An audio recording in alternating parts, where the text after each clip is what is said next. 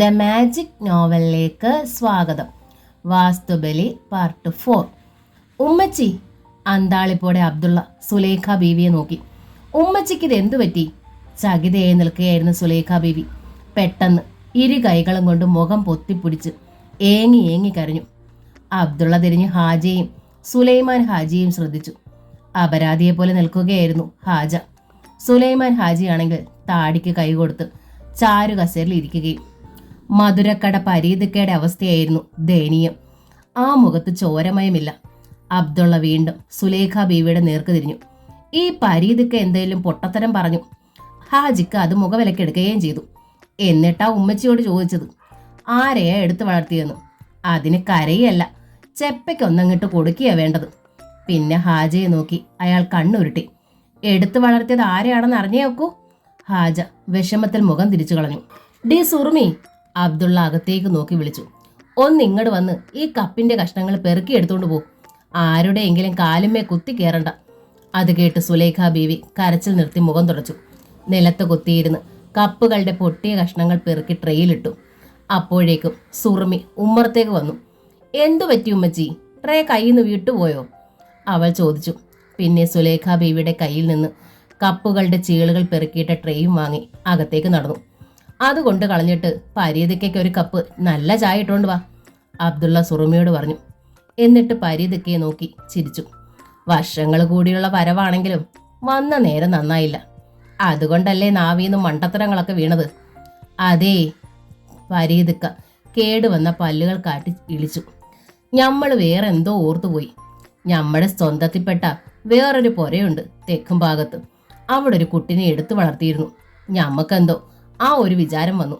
എന്നുവെച്ചാ പെരുത്ത് വയസ്സായില്ലേ മോനെ, ആകെ ഒരു ഓർമ്മ പെശക്. ആ പറയുന്നത് മൊത്തം കള്ളമാണെന്ന് ഹാജയ്ക്ക് തോന്നി. അത്ര വയസ്സൊന്നും ആയിട്ടില്ല ഈ പരീതിക്കയ്ക്ക്. മൂത്താപ്പയേക്കാൾ ഒരുപാട് ഇളപ്പം കാണും. പറഞ്ഞത് അബദ്ധമായി എന്ന് മനസ്സിലായപ്പോൾ തിരുത്താൻ നോക്കുകയാണ് പാവം. ഇന്റെ മോളെ, ഇത് രണ്ടും അന്റെ കുട്ടിയോളാ, ഇടർന്ന സ്വരത്തിൽ പരീതിക്ക സുലേഖ ബീവിയോട് പറഞ്ഞു. പരീതിക്കയുടെ നാവിനൊരു പിഴ പറ്റി. ഹാജമോൻ അത് കേട്ട് എന്തൊക്കെയോ വിചാരിച്ചു കാണും.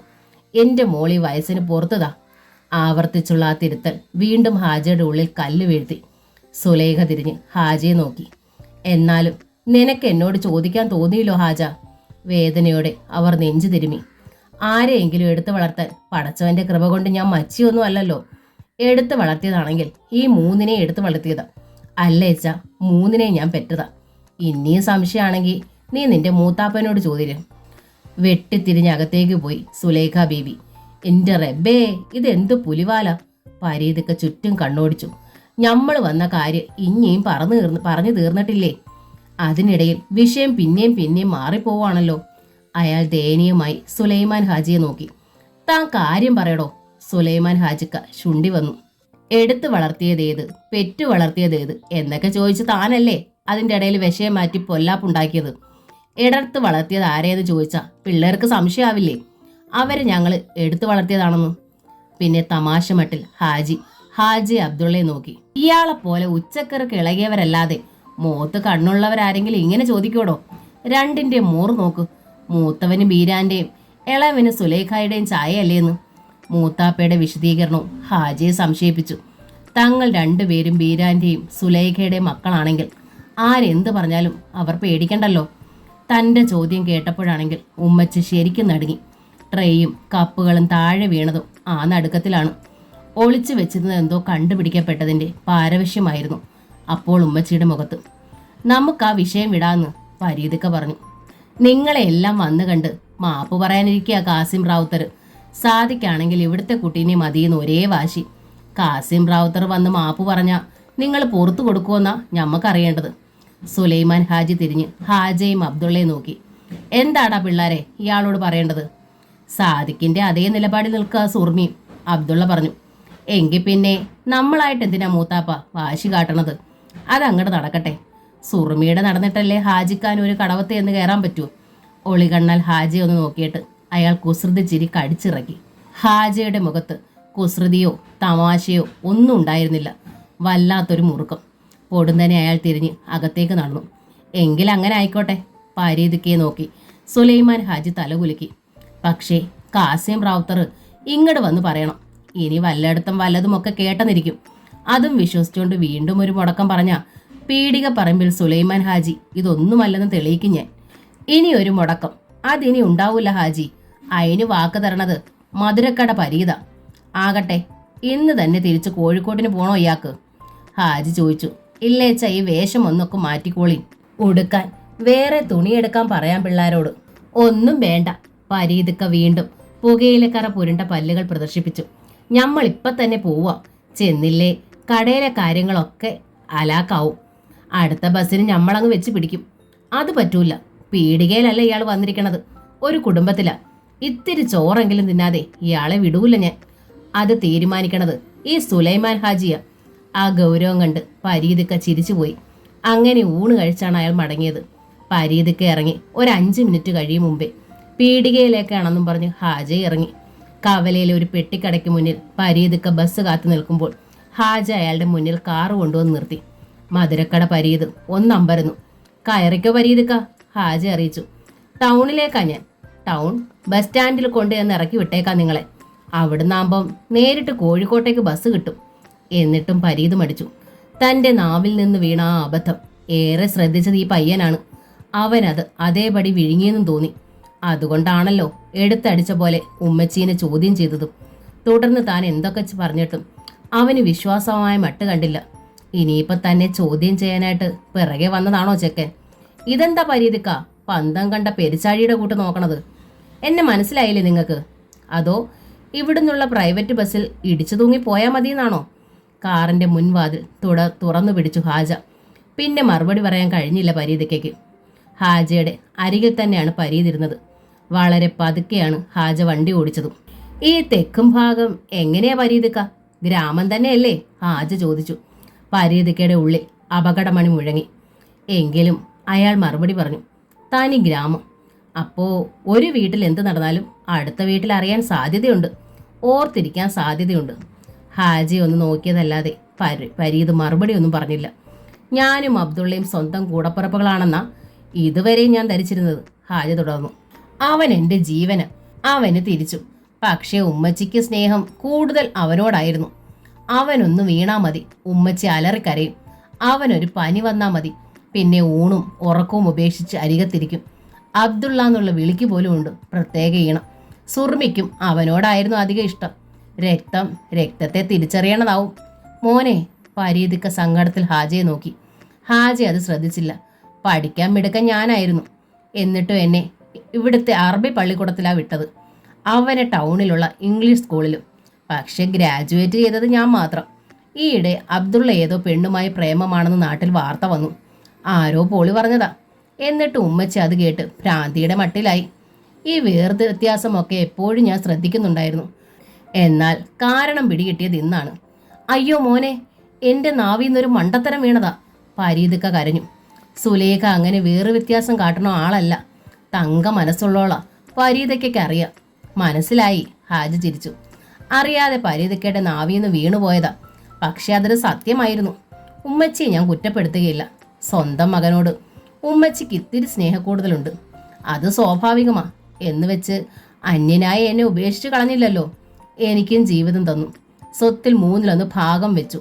എന്നാലും എൻ്റെ ഉമ്മച്ചി അല്ലാന്ന് വരുമ്പോൾ, എൻ്റെ അബ്ദുള്ള എൻ്റെ സ്വന്തമല്ലാന്ന് വരുമ്പോൾ, എൻ്റെ സുർമിമോള് എൻ്റെ അനിയത്തിയല്ലാന്ന് വരുമ്പോൾ, ചെറിയ കുട്ടികളെ പോലെ ഹാജ വിങ്ങിക്കരഞ്ഞു. വഴിയോരത്തായി അയാൾ വണ്ടി നിർത്തി. പരീതിക്ക ഹാജയുടെ ചുമലിൽ കൈവച്ചു. എൻ്റെ പൊന്നുമോനെ, ഈ ആകെ തെറ്റിദ്ധരിച്ചിരിക്കുക.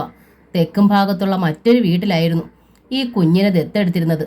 ദത്തെടുത്തതൊന്നുമല്ല, ഇറയത്ത് കൊണ്ട് കിടത്തിയിട്ട് പോയതാ. പാതിരാത്രിക്ക് കുട്ടിയുടെ കരച്ചിൽ കേട്ട് ചെന്ന് നോക്കുമ്പോഴാ കണ്ടതേ. അപ്പോൾ ഇറയത്ത് കൊണ്ട് കിടത്തിയിട്ട് പോയതാണല്ലേ? വ്യസനത്തിൽ ഹാജ പരീതിക്കയെ നോക്കി. പരീതിക്ക വീണ്ടും കുഴഞ്ഞു. അൻ്റെ കാര്യമല്ല മോനെ പറഞ്ഞത്, ഇത് വേറൊരു കുട്ടി, വീടും വേറെ. കള്ളം പറയേണ്ട പരീതിക്ക, ഹാജ കൈ ഉയർത്തി തടഞ്ഞു. എന്നിട്ടൊരു ചതി പ്രയോഗിച്ചു. ഉമ്മച്ചിയും മൂത്താപ്പാനും ഒക്കെ എന്നോട് തുറന്നു പറഞ്ഞിരിക്കണു. ഇനി എന്തിനാ ചുമ്മാ നിങ്ങൾ ഒളിക്കണത്? എല്ലാം തുറന്നു പറഞ്ഞു. ഞെട്ടലോടെ പരീതിക്ക നെഞ്ചിൽ കൈ ചേർത്തു. നിന്റെ പടച്ചവനെ, ഞമ്മള് കാരണം നീ സങ്കടത്തിലായല്ലോ എൻ്റെ പൊന്നുമോനെ. എന്തൊരു പൊയ്യത്തക്കാരനാ ഞമ്മള്.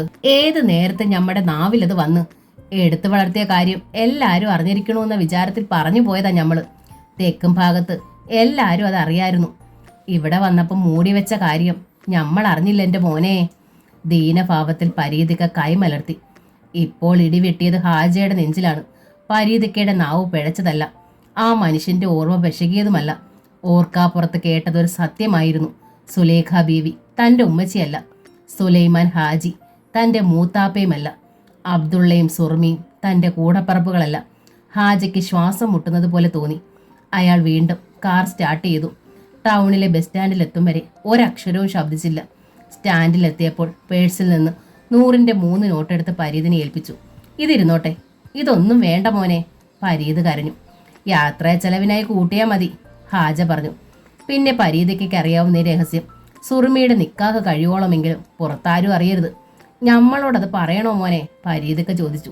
എല്ലാവരും അറിഞ്ഞിരിക്കണമെന്നുള്ള വിചാരത്തിൽ പരീതയ്ക്ക് ഒരു അമ്മല് പറ്റിയതല്ലേ. ഈ നിക്കാഹ് കഴിഞ്ഞാലും ഈ രഹസ്യം ഒരു കുട്ടിയും പുറത്തറിയത്തില്ല. എന്തിനാ അറിയിക്കണത്? ഈ സുലൈഖയുടെയും ബീരാന്റെയും തന്നെയാ. ഒന്നാം തരം ഒരു ഇസ്ലാം പെൺകുട്ടീനെ കണ്ടുപിടിച്ച് അന്റെ നിക്കാഹ് നമ്മൾ നടത്തും, നോക്കിക്കോ. ഹാജ മറുപടി ഒന്നും പറഞ്ഞില്ല. തിരിച്ചു പോകുന്നത് ഷക്കീല ഹോം സയൻസ് പഠിക്കുന്ന സ്ഥാപനത്തിന്റെ മുന്നിലൂടെയാണ്. പക്ഷെ ആ ഭാഗത്തെത്തിയപ്പോഴേക്കും അയാൾ കാർ പറത്തി വിട്ടു. അറിഞ്ഞു നിന്നും അറിഞ്ഞതായി വീട്ടിൽ ആരുടെ അടുത്തും നടിച്ചില്ല. എങ്കിലും എല്ലാവരെയും ഹാജ രഹസ്യമായി നിരീക്ഷിക്കാൻ ശ്രമിച്ചു. പ്രത്യേകിച്ചും ഉമ്മച്ചിയെയും മൂത്താപ്പയും. ആരിലും യാതൊരു മാറ്റവും കാണാനുണ്ടായിരുന്നില്ല. പരീതിക്ക പൊട്ടിച്ച ബോംബ് അവരെ സ്പർശിച്ചതായും തോന്നിയില്ല. എന്നാൽ അന്ന് അവർ നടുങ്ങിയതും പതറിയതും ഹാജ വ്യക്തമായി കണ്ടതാണ്. ഒരുപക്ഷേ രണ്ടാളും ഇപ്പോൾ അഭിനയിക്കുകയാവും. പഴയ ആൽബങ്ങൾ എടുത്തു വെച്ച് രഹസ്യമായി ഹാജ പരിശോധിച്ചു. തനിക്ക് ഈ കുടുംബത്തിൽ ആരുടെയെങ്കിലും ചായയുണ്ടോ? മരിച്ചുപോയ ബാപ്പയുടെ മൂക്കുമായി തൻ്റെ മൂക്കിന് നല്ല പൊരുത്തമുള്ളതുപോലെ തോന്നി. ബാപ്പയ്ക്ക് മറ്റേതെങ്കിലും സ്ത്രീയിലുണ്ടായ മോനായിരിക്കുമോ താൻ? അതുകൊണ്ടാണോ ഇറയത്ത് കൊണ്ടുവന്ന് കിടത്തിയിട്ട് പോയത്? ചോദ്യങ്ങൾ ഉള്ളിൽ കിടന്ന് വിങ്ങി. അതിനിടയിൽ കോഴിക്കോട്ട് നിന്ന് കാസിം റാവുത്തർ പീടികപ്പറമ്പിലെത്തി. വീണ്ടും നിക്കാഹ് തീരുമാനിച്ചു. പിറ്റേ ആഴ്ച കോഴിക്കോട്ട് വെച്ച് ലളിതമായി നിശ്ചയവും നടത്തി. നിക്കാഹിന് ഇനി 1 മാസം. ആ സമയം കൊണ്ട് ഷക്കീലയുടെ 2-3 കത്തുകൾ ഹാജയ്ക്ക് വന്നു. എന്തു പറ്റി ഹാജിക്ക? കാണാറില്ലല്ലോ, ഫോണും ഇല്ല, എഴുത്തുമില്ല. എനിക്കിത് സഹിക്കാൻ കഴിയുന്നില്ല. എന്ത് തെറ്റ് ചെയ്തിട്ടാ എന്നെ ഇങ്ങനെ വേദനിപ്പിക്കുന്നത്? ഹാജ ആ കത്തുകൾ പിച്ച് ചീന്തി കാറ്റിൽ പറത്തി. അനാഥനായ തന്നോട് ബന്ധിച്ച് എന്തിനൊരു നല്ല പെൺകുട്ടിയുടെ ജീവിതം നശിപ്പിക്കണം? ചിലപ്പോൾ ഒരു മുസ്ലിം പോലും ആയിരിക്കില്ല താൻ. വല്ല ധർമ്മക്കാരികൾക്കും അവിഹിതമായി ഉണ്ടായ സന്തതിയാവാം. എന്നെങ്കിലും ആ സത്യം അറിഞ്ഞാൽ ഷക്കീലയ്ക്ക് അത് താങ്ങാൻ കഴിയുമോ? അങ്ങനെയെങ്കിൽ ഇന്നേ അവൾ ഒഴിഞ്ഞോട്ടെ. സുറുമിയുടെയും സാദിഖിന്റെ നിക്കാഹിന് ഒരാഴ്ച മാത്രമുള്ളപ്പോൾ ഒരു ടാറ്റാ സുമോ പീടികപ്പറമ്പിലെ മുറ്റത്ത് വന്നു നിന്നു. വാതിൽ തുറന്ന് പുറത്തിറങ്ങിയത് ഷക്കീലയുടെ ബാപ്പയായ ആദമലിയായിരുന്നു. 45 വയസ്സിൽ കുറയില്ല ആദമലിക്ക്. പക്ഷേ കാഴ്ചയ്ക്ക് ഒരു ചെറുപ്പക്കാരനായേ തോന്നും. കറുത്ത മുടിയും മീശയും വില കൂടിയ പാൻസും ഷർട്ടും റേബാൻ ഗ്ലാസും വിദേശ സുഗന്ധവും. ഓർക്കാപ്പുറത്തുള്ള പ്രത്യക്ഷപ്പെടാതലായതിനാൽ പൂമുഖത്തുണ്ടായിരുന്ന സുലൈമാൻ ഹാജിക്ക് ആളെ മനസ്സിലായില്ല. മുറ്റത്തെ പന്തൽ പണിക്കാരും അത്ഭുതത്തിലാണ് ആഗതനെ വീക്ഷിച്ചത്. കോഴിക്കോട്ട് നിന്ന് സാദിഖ് റാവുത്തരെ വല്ല ബന്ധുക്കളുമാണെന്ന് ഹാജി ഊഹിച്ചു. ആ വിചാരത്തിലാണ് ആഹ്ലാദപൂർവ്വം കൈപിടിച്ച് സ്വീകരിച്ചതും. ഞാൻ ആദമലി സ്വയം പരിചയപ്പെടുത്തി. ടൗണിലൊരു ലേഡി സ്റ്റോർ നടത്തുകയാണ്. തുടർന്ന് തൻ്റെ തറവാടും കാരണവന്മാരുടെ പേരുകളും വെളിപ്പെടുത്തി. പറഞ്ഞു വന്നപ്പോൾ ഹാജിക്ക് അറിയാവുന്ന തറവാടാണ്. പാരമ്പര്യമായി പണമുള്ളവർ. സൽക്കാരമൊക്കെ കഴിഞ്ഞ ശേഷമാണ് ആദമലി ആഗമനോദ്ദേശം വ്യക്തമാക്കിയത്. ആണും പെണ്ണുമായി എനിക്ക് ഒരു മോള് മാത്രമേ ഉള്ളൂ. എനിക്കുള്ളതിൻ്റെ എല്ലാം ഏക അവകാശിയാവള്. കാണാനും തെറ്റൊന്നുമില്ല. എന്നിട്ടും 2 വർഷമായി ഞാൻ അവൾക്ക് നിക്കാഹ് ആലോചിക്കണു. നടക്കണില്ല. അതെന്തു പറ്റി? ഹാജി അമ്പരപ്പിൽ ആദമലിയെ നോക്കി. ഒരുപാട് പയ്യന്മാർ വന്ന് കണ്ടു. ആദമലി തുടർന്നു. വന്നവർക്കൊക്കെ അവളെ ഇഷ്ടമാവുകയും ചെയ്തു. പക്ഷെ അവൾക്കാരെയും പിടിക്കണില്ല. വന്നവരൊക്കെ യോഗ്യന്മാരും കുടുംബക്കാരും. എൻ്റെ മോൾക്ക് പക്ഷേ അവരെ വേണ്ട. 2 വർഷമായി ഈ കളി തുടങ്ങിയിട്ട്. ഹാജിക്ക് ജിജ്ഞാസയായി. വാതിൽ വിരിക്ക് പിന്നിൽ നിന്നിരുന്ന സുലേഖ ബീവി ആ സംസാരം ശ്രദ്ധിക്കുന്നുണ്ടായിരുന്നു. ഈയിടെ ഞാനൊന്ന് ഒച്ചയിട്ടു. അപ്പോഴാ കള്ളി വെളിച്ചത്തായത്. അവൾക്കിനി വേറെ നിക്കാഹ് ആലോചിക്കണ്ട, നിങ്ങളുടെ ഹാജയെ മതി പോലും. ആദമലി ചിരിച്ചു. സുലൈമാൻ ഹാജിയിൽ ഒരു ഞെട്ടലുണ്ടായി. വാതിൽ വിരിക്ക് പിന്നിൽ നിന്നിരുന്ന സുലൈഖ ബീവി മുഖം ഒന്ന് പുറത്തേക്ക് നീട്ടുകയും ചെയ്തു. അതിപ്പോ അവളോ ഞങ്ങളോ തീരുമാനിച്ചിട്ട് കാര്യമില്ലല്ലോ. ആദമലി സുലൈമാൻ ഹാജിയെ നോക്കി. എന്നാലും നിങ്ങളുടെ ഒരു തീരുമാനം കാണൂലോ, ചിരിയോടെ ഹാജി ചോദിച്ചു. ഇങ്ങനെ ഒരു കൊസ്രക്കൊള്ളി ഇതിന്റെ ഉള്ളിൽ കിടക്കണുണ്ടെന്ന് അറിഞ്ഞു എന്ന് വെച്ചാ കണ്ണിക്കണ്ട ചെറുക്കരെയും അവരുടെ കുടുംബക്കാരെയും വിളിച്ചു വരുത്തി ഞങ്ങൾ സൽക്കരിക്കില്ലായിരുന്നല്ലോ. നേരെ ഇങ്ങടല്ലേ പോരൂ. അതോടെ സുലൈഖ ബീവി വാതിൽ വിരിക്ക് പിന്നിൽ നിന്ന് വെളിച്ചത്തേക്ക് വന്നു. ഹാജിയെ കണ്ടിട്ടുണ്ടോ നിങ്ങൾ? ഒരു ഫോട്ടോ ഷക്കീല കാണിച്ചു. ആദമലി പറഞ്ഞു. ഷക്കീല എന്നാ മോടെ പേര്? സുലൈഖയ്ക്ക് ഉത്സാഹം. ആദമലി തലയാട്ടി. നല്ല മൊഞ്ചുള്ള പേര്. നീ ഹാജി വിളി സുലൈഖ, സുലൈമാൻ ഹാജി മകളോട് പറഞ്ഞു. സുലൈഖ ബീവി അകത്ത് എന്ന് ഹാജിയും കൂട്ടി വന്നു. നിനക്കറിയൂ ഇതാരാണെന്ന്? ആദമലിയെ ചൂണ്ടി സുലൈമാൻ ഹാജി ഹാജിയോട് ചോദിച്ചു. ഒന്ന് പുഞ്ചിരിച്ചെങ്കിലും ഹാജിയുടെ മുഖം വിളറി. ആദമലി പറഞ്ഞ കാര്യങ്ങൾ ഹാജി കൊച്ചുമകന്റെ മുന്നിൽ അവതരിപ്പിച്ചു. ഇതിൽ നിനക്കെന്തെങ്കിലും കൈയുണ്ടെങ്കിൽ പറ. ഉണ്ട്, സമ്മതിക്കാതിരിക്കാൻ കഴിയില്ലായിരുന്നു ഹാജിക്ക്. എങ്കിലും അയാളുടെ മുഖം വല്ലാതെ ഇരുണ്ടിരുന്നു. അപ്പോൾ പിന്നെ ഒരു പ്രശ്നവുമില്ല, സുലൈമാൻ ഹാജി അറിയിച്ചു. ഇവിടെ ഇപ്പോൾ ഒരു നിക്കാഹ് നടക്കാൻ പോവാ. അതങ്ങട് കഴിഞ്ഞാലുടൻ ഞങ്ങൾ വന്ന് കുട്ടിയെ കാണാം.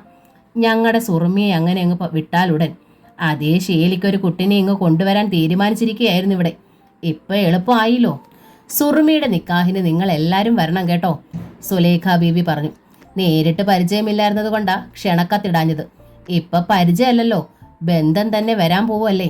കത്തല്ല, ആളെ തന്നെ അയക്കുന്നുണ്ട് അങ്ങട്. എന്തേ സന്തോഷം. ആദമലി എഴുന്നേറ്റു.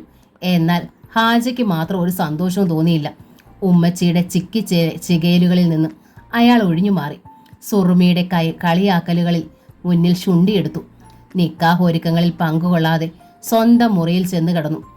ഇപ്പോൾ ഇവിടെ നടക്കുന്നത് മുഴുവൻ നാടകമാണ്. മൂത്താപ്പായും ഉമ്മച്ചിയും അഭിനയിക്കുകയാണ്. ആരോ പ്രസവിച്ച് വീട്ടുതിണ്ണയിൽ കൊണ്ടിട്ടിട്ട് പോയ ഒരനാഥ ശിശുവിനോട് കാട്ടുന്ന കരുണ. ഒരുപക്ഷേ ലോകത്തിൽ മറ്റാരും ഇങ്ങനെയൊരു കരുണ കാണിച്ചിട്ടുണ്ടാവില്ല. സ്വന്തം കുട്ടികളുണ്ടായിട്ടും ദത്തെടുത്ത കുട്ടിയെ ഉപേക്ഷിച്ചില്ലല്ലോ എന്നു മാത്രമല്ല, ലോകത്തിൻ്റെ മുന്നിൽ മൂത്ത മകനായി വാഴിക്കുകയും ചെയ്തു. കഥയറിയാതെ ആടുന്നവർ അബ്ദുള്ളയും സുർമിയും മാത്രമാണ്. പാവം കുട്ടികൾ. ഓർക്കാപ്പുറത്ത് ഒരു മധുരക്കട പരീതിക്ക കയറി വന്നില്ലായിരുന്നെങ്കിൽ താനും ആ രഹസ്യം അറിയില്ലായിരുന്നു. ആ രഹസ്യം അറിയാവുന്ന വേറെയും ആളുകൾ തെക്കും ഭാഗത്തുണ്ടല്ലോ എന്നതാണ് ഹാജിയുടെ ഇപ്പോഴത്തെ വ്യത. അവരൊക്കെയും താനിനി ഭയക്കണ്ടേ? നിക്കാഹിന് ശേഷം ഷക്കീലയും ആ രഹസ്യം അറിഞ്ഞാലോ? ഈ ചതിക്ക് ഹാജിക്കയും കൂട്ടുനിന്നില്ലോ എന്ന് അവൾ ചോദിക്കില്ലേ? ഹാജിയുടെ മാറ്റം അബ്ദുള്ള അറിയുന്നുണ്ടായിരുന്നു. ഈ ഹാജിക്കയ്ക്ക് എന്തു പറ്റി? എന്തു പറ്റാൻ? ഹാജ കൈമലർത്തി. എന്ന് വെച്ചാൽ കാര്യം പറയൂല എന്ന് സാരം. അബ്ദുള്ള ഹാജയെ നോക്കി. എല്ലാ തരത്തിലും ഹാജിക്ക ഇപ്പോൾ സന്തോഷിക്കേണ്ട സമയമാണ്. നടക്കാൻ ബുദ്ധിമുട്ടായി തോന്നിയിരുന്ന സുറുമിയുടെ നിക്കാഹ് നമ്മൾ ആഗ്രഹിച്ച രീതിയിൽ തന്നെ നടക്കാൻ പോവുക. ഹാജിക്ക് മോഹിച്ച പെണ്ണിനെ തന്നെ ഹാജിക്കും കിട്ടാൻ പോണു. രണ്ടാമത്തെ കാര്യം നടക്കൂല അബ്ദുള്ള. ഹാജ മുഖം തിരിച്ചു. എന്തുകൊണ്ട്? അബ്ദുള്ള ചോദിച്ചു. ഷക്കീലയുടെ ബാപ്പ വന്ന് വാക്കുറപ്പിച്ച് പോയതല്ലേ. മൂത്താപ്പ സമ്മതിക്കുകയും ചെയ്തല്ലോ. സമ്മതമല്ലാത്തത് എനിക്കാ. ഹാജിക്കേക്ക് വട്ട. മനസ്സാ കൊതിച്ച കുട്ടി കൈവിട്ടു പോകുന്നതിൻ്റെ വ്യസനം അറിഞ്ഞിട്ടില്ല. ഹാജി തിരിഞ്ഞ് അബ്ദുള്ളയെ നോക്കി. അറിയാം മോനെ, പക്ഷേ ഇക്കായ്ക്ക് അതിനുള്ള അർഹതയില്ലടാ. ചുമ്മാ പ്രാന്ത് പറയരുത് കേട്ടോ. അബ്ദുള്ളയ്ക്ക് ദേഷ്യം വന്നു. കോഴിക്കോട്ടുനിന്ന് വന്ന ആ മധുര പരീതിക്ക എന്തോ പറഞ്ഞത് നീ ഓർക്കണില്ലേ? ഹാജ പറഞ്ഞു. നമ്മളിൽ ഒരാളെ എടുത്തു വളർത്തിയതാണെന്ന്. അയാൾക്ക് മുഴുത്ത ഉച്ചക്കിറുക്കായിരുന്നു. വേറെ എവിടത്തെയോ കാര്യമോർത്ത് അയാൾ പറഞ്ഞതാ. അത് അതേപടി വിഴുങ്ങിയ ഹാജിക്കയ്ക്ക് അതിലും മൂത്ത കിറുക്ക്. കിറുക്കല്ല അബ്ദുള്ള. അയാളുടെ പിറകെ ചെന്ന് ഞാൻ കിള്ളി ചികഞ്ഞ് തിരക്കി എറിഞ്ഞു. നേരാ അത്. തെക്കും ഭാഗത്ത് എല്ലാവർക്കും അതറിയാം. രാത്രി ആരോ കൊണ്ടുവന്ന് ഇറയത്ത് കിടത്തിയിട്ട് പോയതാണത്രേ. തെക്കും ഭാഗത്ത് എന്ന് തിരക്കണമെന്ന് ഓർത്തതാ. പക്ഷേ ഇനി ഒരാൾ കൂടി സംഗതി സ്ഥിരീകരിച്ച അതോടെ എല്ലാം തീർന്നില്ലേടാ. ഞാൻ നിങ്ങൾക്ക് ആരുമില്ലാത്തവനാകില്ലേ? ചിലപ്പോൾ എനിക്ക് ആത്മഹത്യ ചെയ്യണമെന്ന് തോന്നിയാലോ? അബ്ദുള്ളയിൽ വല്ലാത്തൊരു നടുക്കമുണ്ടായി. അയാൾ ഹാജയുടെ കൈ പിടിച്ചു. എടുത്തു വളർത്തിയത് ഹാജിക്കെ തന്നെ ആവണമെന്നില്ലല്ലോ. എന്നെ ആയിക്കൂടെ? ഇല്ലടാ, മൂത്തവൻ ഞാനല്ലേ. ഞാൻ ജനിച്ച ശേഷം ഒരു ദത്തെടുക്കൽ നടക്കില്ല. നീ തന്നെ ഒന്ന് ഓർത്തു നോക്ക്. സ്വന്തം എന്ന് പറയാൻ ഒരു കുട്ടിയെങ്കിലും ഉള്ളവർ ഒരന്യ കുഞ്ഞിന് ദത്തെടുക്കുമോ? അബ്ദുള്ള പതറി മുഖം താണു. അടുത്തത് ഹാജ വിരൽ മടക്കി. ഉമ്മച്ചിക്കും സുറുമി മോൾക്കുമൊക്കെ നിന്നെയാണ് എപ്പോഴും കാര്യം. അത്തരം ഒരു വ്യത്യാസം നീ തന്നെ ശ്രദ്ധിച്ചു കാണുമല്ലോ. അത് രക്തത്തിൻ്റെയാ. മൂത്താപ്പയ്ക്ക് മാത്രമായിരുന്നു എന്നോടൊരൻപ്. സഹതാപമാണെന്ന് ഇപ്പോൾ മനസ്സിലാക്കുന്നു. അബ്ദുള്ള ശബ്ദിച്ചതേയില്ല. ഇനി നീ പറ. ഹാജ അബ്ദുള്ളയെ നോക്കി. ഇക്ക, ഷക്കീലെ നിക്കാഹ് ചെയ്യണമോ? സ്വന്തം ജാതിയും മതവും മാതാപിതാക്കളും വ്യക്തമല്ലാത്ത ഞാൻ ആ നല്ല പെൺകുട്ടിയുടെ ജീവിതം തൊലയ്ക്കണോ? അബ്ദുള്ള ഒന്ന് വിങ്ങി. പിന്നെ സ്വയം നിയന്ത്രിച്ചുകൊണ്ട് പറഞ്ഞു, സംഗതി നേര് തന്നെയാണെന്ന് ഇരിക്കട്ടെ. എന്നാലും തൽക്കാലം ഹാജിക്കൊക്കെ ഒരു ജാതിയും മതവും ഒക്കെ ഉണ്ടല്ലോ. 10-26 വർഷമായി എല്ലാവരും അത് അംഗീകരിക്കുകയും ചെയ്തിരിക്കുന്നു. അതങ്ങനെ തന്നെ തുടരുന്നതിൽ എന്താ തെറ്റ്? നാളെ പരീതയ്ക്കെ പോലെ മറ്റേതെങ്കിലും തെക്കും ഭാഗക്കാരിൽ നിന്നും ഷക്കീല സത്യം പറഞ്ഞാൽ ഹാജിക്കയും ഈ വീട്ടിലുള്ളവരെക്കാൾ മറ്റാരുടെയെങ്കിലും വാക്കിനെയാവുമോ ഷക്കീല വിശ്വസിക്കുക? ഹാജിക്കയ്ക്ക് അറിയില്ല ആ കുട്ടിയെ. ഹാജിക്ക് ഉത്തരം മുട്ടി. ഇനി മറ്റൊന്ന്. അബ്ദുള്ള എക്കയെ നോക്കി. മധുരക്കട പരീത് പറഞ്ഞത് സത്യമായാലും ഹാജിക്കയ്ക്ക് ഇനി എൻ്റെ സുറുമിയുടെയും എൻ്റെയും എക്ക അല്ലാതിരിക്കാൻ കഴിയുമോ? നമ്മുടെ അമ്മച്ചിയെ ഒരന്യ സ്ത്രീയായി കരുതാൻ പറ്റുമോ? ഏതുമ്മച്ചിക്ക് ഇളയ മോനോട് ഒരിത്തിരി പിരിശം കാണും. അതിൻ്റെ പേരിൽ മൂത്തതിനെ ഓരല്ല പെറ്റതെന്ന് വാദിക്കണത് ശരിയാണോ ഇക്ക? പെട്ടെന്ന് ഹാജ അബ്ദുള്ളയെ കെട്ടിപ്പിടിച്ചു. ശബ്ദമില്ലാതെ അയാൾ അമർത്തി കരഞ്ഞു. ആ പരീതിക്ക പറഞ്ഞതിൽ എന്തേലും കളി കാണും ഹാജിക്ക. അബ്ദുള്ള പറഞ്ഞു, സുറുമിയുടെ നിക്കാഹ് ഒന്ന് കഴിഞ്ഞോട്ടെ, നമുക്കിതിൻ്റെ സത്യം കണ്ടുപിടിക്കാം. ഹാജിക്കാടെ ഉള്ളിൽ ഈ സംശയം ഇപ്പോഴും കിടക്കുന്നുണ്ടെന്ന് നമ്മുടെ ഉമ്മച്ചി അറിയരുത്. പാവം, ചിലപ്പോൾ പ്രാണം കളഞ്ഞു കളയും. ഹാജ പിന്നീട് ആ വിഷയത്തെക്കുറിച്ച് ശബ്ദിച്ചതേയില്ല. ഉത്സാഹം അഭിനയിച്ച് പഴയ ഹാജയായി ഓടി നടന്നു. നാടടച്ച് ഹാജി എല്ലാവരെയും നിക്കാഹിന് ക്ഷണിച്ചിരുന്നു. പൊതുകാര്യ പ്രസക്തനായ ഹാജിക്ക് ധാരാളം അന്യമതസ്ഥരും സുഹൃത്തുക്കളും ഒക്കെ ഉണ്ടായിരുന്നു. അവരിൽ മാംസാഹാരം ഇഷ്ടമില്ലാത്തവർക്ക് വേണ്ടി ഒരു വെജിറ്റേറിയൻ ഫീസ്റ്റും ഏർപ്പാടാക്കിയിരുന്നു. അതിൻ്റെ ചുമതല നാട്ടുകാരനായ ഒരു ഇളയതിനായിരുന്നു. ദേഹണ്ണത്തിന് വേണ്ടി പാത്രങ്ങൾ സൂക്ഷിച്ചിരുന്ന മുറിയിൽ ചെന്ന് അയാൾ വാർപ്പും ചെമ്പും തിരയുമ്പോഴാണ് ഒരു നിലവിളക്കും ആട്ടുകട്ടിലും അവിടെ കണ്ടെത്തിയത്. വെള്ളോട്ടിൽ തീർത്ത അരയാൽ പൊക്കത്തിലുള്ള ആ നിലവിളക്ക് ഇളയതിനെ അത്ഭുതമുണ്ടാക്കി. ആട്ടുകട്ടിലാണെങ്കിൽ ചിത്രപ്പണികളോടെ ചന്ദനത്തിൽ കൊത്തിയെടുത്തത്. രണ്ടിലും ശ്രീചക്രം മാളിക വക എന്ന് രേഖപ്പെടുത്തിയിരുന്നു. നിക്കാഹ് കഴിഞ്ഞ വൈകുന്നേരം തന്നെ ആ വാർത്ത ഗ്രാമം മൊത്തം പടർന്നു പിടിച്ചു. ശ്രീചക്രം മാളികയിൽ അതൊരു കോളിളക്കം തന്നെ സൃഷ്ടിച്ചു. ഇളയത് പറഞ്ഞത് കള്ളമാവാൻ യാതൊരു സാധ്യതയുമില്ല. ബന്ധുക്കളെ വിളിച്ചു വരുത്തി ബാലരാമൻ ഉണ്ണിത്താൻ അറിയിച്ചു. നിലവിളക്കിൻ്റെ കാര്യം പോട്ടെ, അതിനിവിടെ പഞ്ഞമൊന്നുമില്ല. ഒരു മുസ്ലിം വീട്ടിൽ അതിൻ്റെ ആവശ്യവുമില്ല. എന്നാൽ ചന്ദനക്കട്ടിലിൻ്റെ കാര്യം അതല്ല. നമ്മുടെ ഒരു തറവാട്ട് മുതലാണ് ആ ആട്ടുകട്ടിൽ. അമ്മാമ്മയുടെ കാലത്താണ് നഷ്ടമായത്. എവിടെ പോയിന്ന് ഇതുവരെയും ഒരു പിടിയുമില്ലായിരുന്നു. സുലൈമാൻ ഹാജി അമ്മാമ്മയെ പറ്റിച്ചു കൊണ്ടുപോയതാവണം. കുടുംബവകയായ ഒരു പ്രധാന മുതലായതിനാൽ അമ്മാമ്മ അറിഞ്ഞു കൊടുത്തതാകാൻ വഴിയുമില്ല. ബലം പ്രയോഗിച്ചായാലും നമുക്കത് തിരിച്ചെടുക്കണം. അവിടെ ചെല്ലുമ്പം ആ ചന്ദനക്കട്ടിൽ അവിടെ ഇല്ലെങ്കിലോ? മജിസ്ട്രേറ്റായ വാസുദേവൻ ചോദിച്ചു. ആദ്യം അതവിടെ ഉണ്ടെന്ന് ഉറപ്പാക്കുക. ആ വയസ്സിനിളയതിൻ്റെ വാക്ക് വിശ്വസിച്ച് നമ്മളൊരു കയ്യേറ്റത്തിന് ചെന്നാൽ അത് തീക്കളിയായിക്കൂടാന്നില്ല. സാധനം അവിടെ ഉണ്ടെന്ന് ഉറപ്പായാലേ നമ്മുടെ പക്ഷം ന്യായമാകൂ. അങ്ങനെ ഉണ്ണിത്താന്മാരിൽ ചിലരും കുറച്ച് നാട്ടുപ്രമാണികളും ചേർന്ന് പീടിക പറമ്പിലെത്തി. ഞങ്ങൾക്ക് നിങ്ങളുടെ നിലവറയൊന്ന് പരിശോധിക്കണം. ആ ആവശ്യപ്പെടലിന് പിന്നിലെ ആവശ്യം സുലൈമാൻ ഹാജിക്ക് മനസ്സിലായി. എൻ്റെ അനുവാദത്തോടെ അത് നടക്കില്ല. ഒട്ടും ക്ഷോഭമുണ്ടായിരുന്നില്ല മറുപടിയിൽ. അല്ലാതെ നടന്നാൽ നിങ്ങൾ പ്രതീക്ഷിക്കാത്ത പലതും നടന്നു വരും. ആ കനശാന്തത നിലവറ പരിശോധിക്കാൻ എത്തിയവരെ ശങ്കിപ്പിച്ചു. തല കുമ്പിട്ട് അവർ തിരിച്ചു നടന്നു. ഒരു മുസ്ലിം കുടുംബത്തിൽ നിലവിളക്ക് സൂക്ഷിക്കണതറിഞ്ഞ് പള്ളിക്കാരിൽ ചിലരും അന്വേഷിക്കാനെത്തി. അപ്പോഴും ഹാജി തൻ്റെ ഇടം വെടിഞ്ഞില്ല. കറണ്ട് പോയാൽ എൻ്റെ വീട്ടിൽ എണ്ണ വിളക്കോ മണ്ണെണ്ണ വിളക്കോ ഇൻവെർട്ടറോ ഏതാണ് കത്തിക്കേണ്ടതെന്ന് ഞാനാ തീരുമാനിക്കുക. സുറുമിയുടെ നിക്കാഹ് കഴിഞ്ഞതിൻ്റെ പിറ്റേ ആഴ്ച ചെല്ലപ്പനാശാരിയുടെ 4 കെട്ട് മാളികയുടെ മുകൾ നില കോൺക്രീറ്റ് ചെയ്തു. കോൺക്രീറ്റിന് മേലെ പഴയ തരം ഓട് പതിച്ച് പഴയമ സൂക്ഷിക്കാനായിരുന്നു ചെല്ലപ്പൻ്റെ തീരുമാനം. കോൺക്രീറ്റ് കഴിഞ്ഞതോടെ നിഫയുടെ കല്യാണവും മുഹൂർത്തവും നിശ്ചയിച്ചു. കല്യാണത്തിൻ്റെ 2 നാൾ മുമ്പെങ്കിലും പുരവാസ്തുപൂലി നടത്തണമെന്ന് ചെല്ലപ്പന് ഉറപ്പുണ്ടായിരുന്നു. ഒരു കല്യാണക്കുറി പീടികപ്പറമ്പിലുമെത്തി. അത് കണ്ടപ്പോൾ അബ്ദുള്ളയ്ക്ക് നിഫയുടെ മുഖം ഓർമ്മ വന്നു. കുറച്ചു നാളായി മനഃപൂർവ്വം ആ ചിന്ത അകറ്റി നിർത്തുകയായിരുന്നു. സുറുമിയുടെ നിക്കാഹിന് പോലും നിഫ വന്നതുമില്ല. ചെല്ലപ്പൻ ആശാൻ മാത്രമൊന്ന് ഓടി വന്ന് ചടങ്ങിന് സംബന്ധിച്ചിട്ട് പോയി. ഊണ് കഴിക്കാൻ പോലും നിന്നില്ല. കൊച്ചു വീട്ടിലാണെങ്കിൽ പുരപണിയുടെ തിരക്കും. ഒരു പ്രത്യേക തീയതിൽ നിഫ മറ്റൊരാളുടേതാവുമെന്ന് ഉറപ്പായത് അബ്ദുള്ളയെ വല്ലാതെ അസ്വസ്ഥപ്പെടുത്തി. മരണമുറപ്പായ ഒരു രോഗിയുടെ അവസ്ഥ. ഇനിയും മരണത്തിന് വേണ്ടിയുള്ള കാത്തിരിപ്പാണ്. ആ ആശാരിപ്പെണ്ണ് കെട്ടിപ്പോകുന്നതോടെ നമുക്ക് അബ്ദുള്ളയ്ക്ക് ഒരു പെണ്ണിനെ കണ്ടുപിടിക്കണ്ടേ?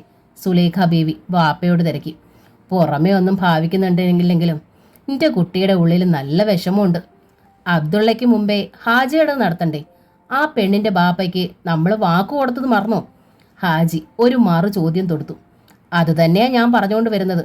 വരണ ഞായറാഴ്ച നമുക്ക് ചെന്ന് ആ പെണ്ണിനെ ഒന്ന് കണ്ടാലോ? അത് കേട്ട് ഹാജി ഇടഞ്ഞു. എടുപിടിയെന്ന് എനിക്കിപ്പോൾ കല്യാണമൊന്നും വേണ്ട. അത് തീരുമാനിക്കണമെന്ന് നീയല്ല, സുലേഖ ബീവി പറഞ്ഞു. നിന്റേത് കഴിഞ്ഞിട്ട് വേണം അബ്ദുള്ളയ്ക്ക്. പെണ്ണ് കാണാൻ പോകുന്നതിന് സുറുമിയും സാദിക്കിനെയും വിളിച്ചു വരുത്തുകയും ചെയ്തു അവർ. ശനിയാഴ്ച രാത്രി ഹാജയ്ക്ക് ഉറങ്ങാൻ കഴിഞ്ഞില്ല. അയാളുടെ അരയിൽ കാലെടുത്ത് വെച്ച് പൂണ്ട ഉറക്കമാണ് അബ്ദുള്ള. ഇപ്പോഴും രണ്ടാളും ഒരുമിച്ചാണ് ഉറക്കം. ദേഹത്ത് നിന്ന് അബ്ദുള്ളയുടെ കാലെടുത്ത് മാറ്റിയിട്ട് ഹാജ കിടക്ക വിട്ട് എഴുന്നേറ്റു. ആ ചലനത്തിൽ അബ്ദുള്ള ഉണർന്നു. അയാൾ കണ്ണ് തിരുമ്മി നോക്കുമ്പോൾ ഹാജ വാതിൽ തുറന്ന് പുറത്തേക്ക് നടക്കുകയാണ്. അബ്ദുള്ളയ്ക്കൊരു ശങ്ക. അല്പം കാത്തിട്ട് അയാളും കിടക്ക വിട്ട് എഴുന്നേറ്റു. അബ്ദുള്ള ഇടനാഴിയിലേക്ക് ഇറങ്ങിയപ്പോൾ മൂത്താപ്പയുടെ അറയിൽ വിളക്ക് കണ്ടു. അയാൾ നിന്നു. അകത്ത് സംസാരം കേൾക്കുന്നുണ്ട്. വാതിൽ ചീർത്തടച്ചിട്ടുമില്ല. അല്പം കൂടി കാത്തിട്ട് ശബ്ദം കേൾപ്പിക്കാതെ വളരെ സാവധാനം അബ്ദുള്ള കാലുകൾ വെച്ചു. ഹാജിയുടെ കിടക്കറയുടെ വാതിക്കലെത്തിയ അയാൾ. അകത്തു നിന്ന് കേട്ടത് ഹാജിയുടെ ഇടറിയ സ്വരമാണ്. എല്ലാം ഞാൻ അറിഞ്ഞു മൂത്താപ്പ. പരീതുക്ക എല്ലാം സമ്മതിച്ചു. എന്ത് സമ്മതിച്ചു എന്ന്? ഹാജിയുടെ ശബ്ദം. നിങ്ങൾ രണ്ടുപേരൊരാളെ എടുത്തു വളർത്തിയതാണെന്നല്ലേ പറഞ്ഞോളൂ. അത് നീയാണെന്ന് പറഞ്ഞില്ലല്ലോ. ഞാനല്ലേ മൂത്തവൻ. പെറ്റ മകനാണ് ഞാനെങ്കിൽ ഉമ്മച്ചി പിന്നെ മറ്റൊരു കുട്ടിയെ എടുത്തു വളർത്തേണ്ട കാര്യമെന്താ? എടുത്തു വളർത്തിയതല്ല മോനെ. ഹാജി വിങ്ങി പൊട്ടുന്നു. ഇറയത്ത് കൊണ്ട് കിടത്തിയിട്ട് പോയതാ ഒരു ചോര കുഞ്ഞ്. നിനക്കൊന്നൊരു വയസ്സ് തികഞ്ഞിരുന്നു. എന്നിട്ടും നിന്റെ ഉമ്മച്ചി ആ ചോര കുട്ടിക്ക് കൂടി മുലപ്പാല് കൊടുത്തു. നീ അങ്ങനെ സംശയിച്ചില്ലായിരുന്നെങ്കിൽ മൂത്താപ്പ ഒരു കാലത്തും ഈ സത്യം പറയുകയില്ലായിരുന്നു. നിന്റെ ഉമ്മച്ചി അത് സഹിക്കുകയില്ല. നോക്ക്, അവനത് അറിയരുത് മോനെ. ആര് പെറ്റാലും അവൻ നിന്റെ സ്വന്തം കൂടപ്പറപ്പ. ഒരു കാലത്തും അവനൊരു സംശയം ഉണ്ടാവാതിരിക്കാനാ പെറ്റ മോനേക്കാൾ കാര്യമായി നിന്റെ ഉമ്മച്ചി അവനെ വളർത്തിയത്. തല ചുറ്റുന്നത് പോലെ തോന്നി അബ്ദുള്ളയ്ക്ക്. വീഴാതിരിക്കാൻ പെട്ടെന്ന് അയാൾ കതകിൽ പിടിച്ചു. കതകിൽ പിടിച്ചിരുന്ന അബ്ദുള്ളയെ കൈ പൊടുന്നതിന് വിറയ്ക്കാൻ തുടങ്ങി. അതോടെ അയാൾ കതകിൽ നിന്ന് കൈയെടുത്തു. അകത്തു നിന്ന് ഇപ്പോൾ യാതൊരു ശബ്ദവും കേൾക്കാനില്ല. ചെകിടടഞ്ഞതുപോലെ. അതോ മൂത്താപ്പയും ഹാജിക്കയും സംസാരം നിർത്തിയോ? അബ്ദുള്ള തിരിഞ്ഞ് ഇടനാഴിയിലൂടെ കിടപ്പുമുറിയിലേക്ക് നടന്നു. കിടപ്പുമുറിയിലെത്തി അയാൾ പഴയപടി കിടക്കയിൽ കിടന്നു. കണ്ണുകൾ പൂട്ടി. കിടന്ന കിടപ്പിൽ നിന്ന് താൻ എഴുന്നേറ്റിട്ടില്ലെന്ന് തന്നെ ഹാജിക്ക കരുതിക്കോട്ടെ. പക്ഷേ അബ്ദുള്ളയുടെ തലയ്ക്കുള്ളിൽ അപ്പോഴും കൊടുങ്കാറ്റടിക്കുന്നുണ്ടായിരുന്നു. മധുരക്കട പരീതിക്ക വന്ന് തങ്ങളിൽ ഒരാളെ എടുത്തു വളർത്തിയതാണെന്ന് പറഞ്ഞപ്പോൾ കിഴവന് ഒച്ചക്കിറുക്കോ ഓർമ്മ പശകോ പറ്റിയെന്നേ മാത്രമേ വിചാരിച്ചുള്ളൂ. സംശയം മുഴുവൻ ഹാജിക്കയ്ക്കായിരുന്നു. കാര്യകാരണ സഹിതം ഹാജിക്ക് അത് തെളിയിച്ചപ്പോഴും സ്വന്തം സ്ഥാനത്തെക്കുറിച്ച് യാതൊരു ശങ്കയും തോന്നിയില്ല അബ്ദുള്ളയ്ക്ക്. ഹാജിക്കയെ ഒരുപക്ഷെ എടുത്തു വളർത്തിയതാവാം. എന്നാലും തനിക്കൊരിക്കലും ബീരാന്റെയും സുലൈഖയുടെയും മകനല്ലാതാവാൻ കഴിയില്ലെന്ന് ഉറച്ചു വിശ്വസിച്ചു. എടുത്തു വളർത്തിയ കുട്ടിയോട് ഉമ്മച്ചി കാട്ടിയ കരുണയാണ് ആ സ്നേഹമെന്ന് എങ്ങനെ സംശയിക്കും? ഇപ്പോഴും അബ്ദുള്ളയ്ക്ക് അതാവില്ലായിരുന്നു. വാതിൽക്കൽ പാദചലന ശബ്ദം കേട്ടതോടെ അബ്ദുള്ള ക്രമത്തിൽ ശ്വാസം അയച്ചുകൊണ്ട് പൂണ്ട നിദ്ര അഭിനയിച്ചു. ഹാജ തൊട്ടരികിൽ വന്നു നിന്നത് അയാൾ അറിഞ്ഞു. ഒരു പക്ഷേ പുതിയൊരു കണ്ണോടെ തന്നെ ശ്രദ്ധിക്കുകയാവും ഹാജിക്ക. ക്രമേണയാത് ഹാജ കിടക്കയിൽ കിടന്നു. അബ്ദുള്ളയുടെ കാലെടുത്തുയർത്തി പഴയപടി തൻ്റെ ദേഹത്ത് വെച്ചു. അബ്ദുള്ളയുടെ നെഞ്ചിനുള്ളിൽ വല്ലാത്ത നൊമ്പരം അനുഭവപ്പെട്ടു. സ്വന്തം സഹോദരനല്ലെന്നറിഞ്ഞിട്ടും ഹാജിക്കയ്ക്ക് തന്നെ സ്നേഹിക്കാൻ കഴിയുന്നുണ്ടോ? അതോ സഹതാപമാണോ? ഹാജയുടെ കൈ മെല്ലെ അബ്ദുള്ളയുടെ ചുമലിനെ ചുറ്റി. കവിളിൽ കണ്ണീരിൻ്റെ നനവ് വീണു.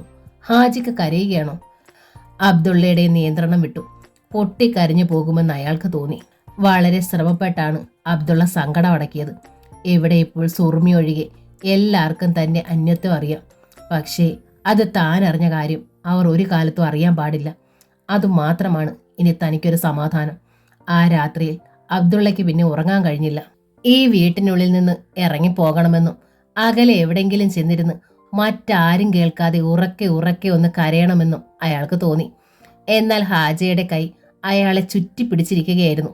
ഹാജിക്ക ബോധം വിട്ട് ഉറങ്ങിയത് അബ്ദുള്ള അറിഞ്ഞു. എങ്കിലും ആ കൈ അയാളെ സ്വതന്ത്രനാക്കിയില്ല. ആ കൈവലയത്തിന്റെ തടവറയിൽ നിന്നും ബലമായി രക്ഷപ്പെടാനും അബ്ദുള്ളയ്ക്ക് വിഷമമായി. വെളുപ്പിന് തന്നെ ഹാജ ഉറക്കമുണർന്നെഴുന്നേറ്റു. ഉറക്കം നടിച്ചു കിടന്നിരുന്ന അബ്ദുള്ളയെ തട്ടി വിളിച്ചു. എണീക്കടാ, വെക്കം കുളിച്ച് റെഡിയാവാൻ നോക്ക്. രാവിലെ തന്നെ പോയാൽ ഊണ് നേരം ആകും മുമ്പ് ഇങ്ങോട്ട് തിരിച്ചു പോരാന്നാ മൂത്താപ്പ് പറഞ്ഞത്. അബ്ദുള്ള എഴുന്നേറ്റ് പോയി ടോയ്ലറ്റിൽ കയറി മുഖം കഴുകി വന്ന ശേഷമാണ് ഹാജയോട് ചോദിച്ചത്. എവിടെ പോണ കാര്യാ ഹാജിക്ക ഈ പറയണത്? ഇതാ ഇപ്പൊ തമാശ. ഹാജ ചിരിച്ചു. ഇന്ന് എവിടെ പോണ കാര്യമാണ് ഇന്നലെ നമ്മൾ തീരുമാനിച്ചത്? ആദം അലി സാഹിബിന്റെ വീട്ടിൽ പോണ കാര്യമാണോ? ശങ്കയോടെ അബ്ദുള്ള തിരക്കി. അല്ലാതെ പിന്നെ. ഹാജിയുടെ മുഖം ചുവന്നു. അത് നടക്കൂലെന്ന് ഇന്നലെ രാത്രി കിടക്കും വരെ ഹാജിക്ക പറഞ്ഞിരുന്നത്. രാത്രി ഉറക്കത്തിൽ സ്വപ്നം വല്ലതും കണ്ടോ? അതോ മധുരക്കട പരീതിക്കട വട്ടുകേസ് പറഞ്ഞ് എന്നെ ചുമ്മാ മക്കാറാക്കിയതായിരുന്നോ? ഹാജിയുടെ മുഖം കുനിഞ്ഞു. ഒരു നിമിഷത്തെ മൗനത്തിന് ശേഷം അയാൾ അറിയിച്ചു. നേര് പറഞ്ഞ ആ കിഴവന്റെ അന്നത്തെ സംസാരം ആകെ എന്നെ അപ്സെറ്റ് ആക്കി. അത് നേര് തന്നെ ആകുമെന്ന് എനിക്ക് തോന്നി. അത് നേരായിരുന്നില്ലേ? അബ്ദുള്ള ചോദിച്ചു. അങ്ങനെ അയാൾ സമ്മതിച്ചു എന്നാണല്ലോ ഹാജിക്ക എന്നോട് പറഞ്ഞത്. അതെ, ഹാജ വിക്കി കുത്തി കുത്തി ചോദിച്ചപ്പോൾ അയാൾ സമ്മതിച്ചു. പിന്നീടല്ലേ മനസ്സിലായത് അയാൾക്ക് വട്ടാണെന്ന്. അതെങ്ങനെ മനസ്സിലായി? ഒന്നും അറിയാത്ത മട്ട് നടിച്ചു അബ്ദുള്ള. ഇന്നലെ നീ ഉറങ്ങിയ ശേഷം ഞാൻ ചെന്ന് മൂത്താപ്പയോട് ചോദിച്ചു. വെറുതെ ഒരു പെൺകുട്ടിയുടെ ജീവിതം പാഴാക്കണ്ടെന്ന് കരുതിയാ മൂത്താപ്പയാ പറഞ്ഞത് ആ കിഴവന് വട്ടാണെന്ന്. ഒരു കണക്കിന് അയാളേക്കാൾ മുഴുത്ത വട്ട എനിക്കല്ലേ. അതുകൊണ്ടല്ലേ അയാൾ പറഞ്ഞത് അപ്പാടെ ഞാൻ വിശ്വസിച്ചത്. ഹാജ ചിരിച്ചു. കൂടെ ചിരിക്കാൻ അബ്ദുള്ളയ്ക്ക് കഴിഞ്ഞില്ല. നീ ഏതായാലും കുളിച്ച് റെഡിയാവ്, ഞാൻ താഴത്തെ ടോയ്ലറ്റിൽ പോയിക്കോളാം. ഹാജ തിരിച്ചു പുറത്തേക്ക് പോയി. ഒറ്റ രാത്രി കൊണ്ട് ഹാജിക്ക് എത്ര മാറിപ്പോയെന്ന് അബ്ദുള്ള ഓർത്തു. ഈ വീട്ടിൽ തനിക്ക് ഒരവകാശവുമില്ലെന്ന് തോന്നി തുടങ്ങിയിരിക്കുന്നു. ഒരതിഥിയുടെ പരിങ്ങൽ വന്നിരിക്കുന്ന ഉള്ളിൽ. കുളിച്ച് റെഡി ആയപ്പോഴേക്കും എല്ലാവരും പുറപ്പെടാൻ ഒരുങ്ങിക്കഴിഞ്ഞപ്പോൾ മടിയോടെ അബ്ദുള്ള പറഞ്ഞു. എനിക്ക് വേറൊരു സ്ഥലം വരെ പോകാനുണ്ടായിരുന്നു, എന്നെ അങ്ങ് ഒഴിവാക്കിയേക്ക്. ഇങ്ങനൊരാവശ്യം മാറ്റി വെച്ചിട്ട് നീ ഇപ്പൊ എങ്ങടും പോണില്ല, സുലൈഖ ബീവി അറിയിച്ചു. എന്നാൽ അബ്ദുള്ള വഴങ്ങുന്നില്ലെന്ന് വന്നപ്പോൾ ഹാജ തന്നെ സഹായത്തിനെത്തി. ഷക്കീലെ അവൻ ഒരു 100 വട്ടം കണ്ടിട്ടുള്ളതാ. അതാവും മടി. എവിടെയാന്ന് വെച്ചാ അവൻ പൊയ്ക്കോട്ടേന്നേ. പിന്നെ അബ്ദുള്ളയെ പിടിച്ചു മാറ്റി നിർത്തി അന്വേഷിച്ചു. എങ്ങടാടാ? നിന്റെ ഉള്ളിലുമുണ്ടോ വല്ല കോളും? എൻ്റെ ഉള്ളിലുണ്ട് കാറും കോളും. അബ്ദുള്ള വിഷാദത്തിൽ ചിരിച്ചു. ആ വാചകത്തെ ഹാജ തെറ്റിദ്ധരിച്ചു. ആ ചെല്ലപ്പന്റെ മോടെ കാര്യമാവും നിന്റെ ഉള്ളിൽ. അത് കൊണ്ട് കളയടാ കഴുതേ. അവള് വേറെ കെട്ടിപ്പോകാൻ ഒരുങ്ങുവാണ്. നീ ഇപ്പോഴും അത് തന്നെ വിചാരിച്ച് കഴിയണു. വേറെ പണിയില്ലേ? അബ്ദുള്ള മറുപടി പറഞ്ഞു. ആട്ടെ, എങ്ങടാ നിന്റെ യാത്ര? ഹാജ ചോദിച്ചു. തെക്കും ഭാഗത്തിന്, അബ്ദുള്ള പറഞ്ഞു. ഹാജയിൽ ഞെട്ടലുണ്ടായി. തെക്കും ഭാഗത്തെന്താ? അറിയില്ലേ? നമ്മുടെ ബാപ്പാടെ നാട്. മധുരക്കട പരീതിക്കയ്ക്ക് വട്ടാണോ അതോ അയാൾ പറഞ്ഞതിൽ വല്ല നേരുമുണ്ടോന്ന് തിരക്കാൻ? മധുരക്കട പരീതിന് വട്ടാണ്. അയാൾ പറഞ്ഞതിൽ യാതൊരു നേരുമില്ലെന്ന് മൂത്താപ്പ് പറഞ്ഞതല്ലേ? ഹാജയ്ക്ക് ചുണ്ടി വന്നു. ആ മുഴുക്കിറുക്കന്റെ കിറുക്ക് കേട്ട് ഹാലിളകി പാഞ്ഞവൻ ഞാനാ. ഇപ്പൊ എന്റെ കിറുക്ക് മാറി. ഇനി നീയും ആ വാലയിൽ തൂങ്ങാൻ പോവാ? എങ്കിൽ എങ്ങടും ഇനി പോണില്ലാന്ന് ഞാനും വെക്കും. അതോടെ അബ്ദുള്ള ചിരിച്ചു. എന്റെ പൊന്ന് ഹാജിക്ക, ഞാനൊരു തമാശ പറഞ്ഞതാ. നിങ്ങളെപ്പോലെ വല്ലവരും പറയണ കേട്ട് ഹാലിളകാൻ എനിക്ക് വട്ടമൊന്നുമില്ല. എന്നിട്ടും ഹാജയ്ക്ക് വിശ്വാസമായില്ല. ഹാജിക്ക പറഞ്ഞതുപോലെ ഒരു 100 വട്ടം കണ്ടിട്ടുണ്ട് ഞാൻ ഈ ഷക്കീലാനെ. ഇന്നിപ്പോ പണിയൊന്നുമില്ലാത്ത സ്ഥിതിക്ക് പകല് കിടന്നൊന്ന് സുഖമായിട്ട് ഉറങ്ങാന്ന് വെച്ചു, അത്രേ ഉള്ളൂ. അബ്ദുള്ള പറഞ്ഞു. അത് ഹാജയ്ക്ക് ബോധ്യമായി. ഞായറാഴ്ച ആയതുകൊണ്ട് അന്ന് പീടികയില്ലായിരുന്നു. ഹാജ പെണ്ണ് കാണാൻ പോണത് പ്രമാണിച്ച് തേങ്ങാവെട്ടും വേണ്ടാന്ന് വെച്ചു. കൊപ്രാക്കളത്തിലുമില്ല അന്ന് പണി. പകൽ ഉറങ്ങാൻ വേണ്ടി ഇങ്ങനെ പൂർണ്ണ അവധിയിട്ടൊരു ദിവസം കിട്ടണത് അപൂർവമാണ്. അബ്ദുള്ളയ്ക്കാണെങ്കിൽ ഒരു ഉറക്കഭ്രാന്തനും. എന്നാ നീ ഉറങ്ങ്, സമയത്തിന് വെളിച്ചെടുത്ത് ഭക്ഷണം കഴിപ്പിക്കണമെന്ന് പാത്തൂത്താത്ത എടുത്ത് ഞാൻ പറഞ്ഞേക്കാം. ഹാജ തിരിഞ്ഞു നടന്നു. പെണ്ണ് കാണാൻ പോകുന്നവർ കാറിൽ കയറുന്നത് അബ്ദുള്ള മട്ടുപ്പാവിൽ നിന്ന് ഒളിഞ്ഞു കണ്ടു. മൂത്താപ്പ, ഉമ്മച്ചി, ഹാജിക്ക, സുറുമി, സാദിക്കായിരുന്നു ഡ്രൈവിംഗ് സീറ്റിൽ. അബ്ദുള്ള ഒപ്പമുണ്ടായിരുന്നെങ്കിൽ വണ്ടി ഓടിക്കാൻ മറ്റാരുമായിരുന്നില്ല. ഇപ്പോൾ താൻ അന്യനായിരിക്കുന്നെന്ന് അബ്ദുള്ളയ്ക്ക് തോന്നി. പീടിക പറമ്പിലെ അംഗമല്ല ഞാൻ. മനഃപൂർവ്വം ഒഴിഞ്ഞു മാറിയതാണെങ്കിലും നെഞ്ചു പൊടിയുന്ന നൊമ്പരം അനുഭവപ്പെട്ടു അബ്ദുള്ളയ്ക്ക്. തളർച്ചയോടെ അയാൾ ചെന്ന് കിടക്കയിൽ വീണു. വെപ്പുകാരി പാത്തു താത്ത വന്ന് ഭക്ഷണം കഴിക്കാൻ നിർബന്ധിച്ചപ്പോൾ മനസ്സില്ലാ മനസ്സോടെ ഇത്തിരി പുട്ട് വാരി തിന്ന് പച്ചവെള്ളവും കുടിച്ചിട്ട് അബ്ദുള്ള വീട്ടിൽ നിന്ന് ഇറങ്ങി നടന്നു. എങ്ങോട്ട് പോകണമെന്നറിയില്ലായിരുന്നു. ആരെയും കാണാൻ വയ്യ, ആരെയും അഭിമുഖീകരിക്കാൻ വയ്യ. ആളുകളില്ലാത്ത ഏതെങ്കിലും കോണിൽ ചെന്ന് ഇരിക്കാനാണ് മോഹം. അബ്ദുള്ള പീടിക പറമ്പിലല്ലതെന്ന് ലോകം മുഴുവൻ അറിഞ്ഞതുപോലെ നടന്ന് നടന്ന് അയാൾ എത്തിയത് കൊട്ടാരത്തിൽ ഉണ്ണിത്താമാരുടെ കുടുംബക്ഷേത്രമായ നീലിക്കാവിന് മുന്നിലെ വയസ്സൻ ആലിന്റെ ചോട്ടിലാണ്. ആൽത്തറ വരെ അഹിന്ദുക്കൾക്ക് പ്രവേശനമുള്ളൂ. പരിസരം ഏറെക്കുറെ വിജനമായിരുന്നു. ക്ഷേത്രത്തിലെ പൂജ കഴിയാറായെന്ന് തോന്നി. ആൽത്തറയിൽ മലർന്നു കിടന്നു അബ്ദുള്ള.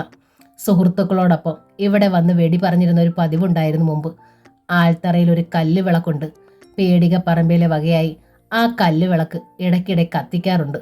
ഉണ്ണിത്താന്മാരോടുള്ള സ്നേഹത്തിന്റെയും കടപ്പാടിന്റെയും സൂചനയാണത്. കണ്ണുകൾ പൂട്ടിക്കിടന്നപ്പോൾ തലേന്നത്തെ ഉറക്കമിളപ്പ് കാരണം നേർത്തൊരു മയക്കം വന്നു. പെട്ടെന്നാണ് ശ്വാസവായുവിലൊരു ഹൃദയ പരിമളം കലർന്നത്. ഓർക്കാപ്പുറത്ത് വസന്തം വന്നണഞ്ഞതുപോലെ തിടുക്കപ്പെട്ട് അബ്ദുള്ള മിഴികൾ തുറന്നു. അതിസുന്ദരിയായൊരു സ്ത്രീ.